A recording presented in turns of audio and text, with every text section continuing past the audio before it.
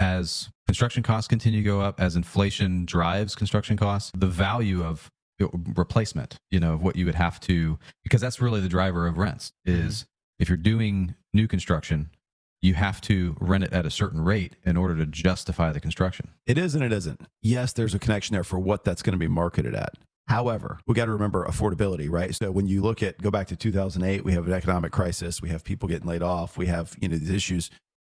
Now rents are, what is the demand for it, right? And so as you have a surplus of housing supply, you have a quicker adjustment because rents adjust annually, right? Compared to resales.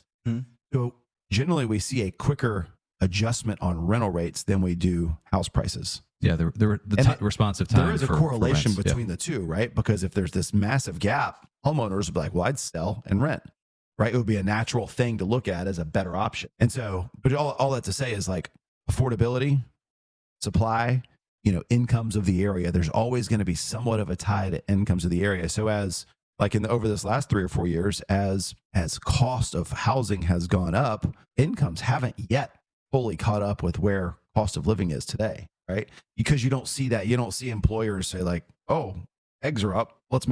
They do over time. You start to make these cost of living adjustments over time because you can't get good help. Well, and so they have to, in the short term, they can keep on they can keep employees at a specific pay rate.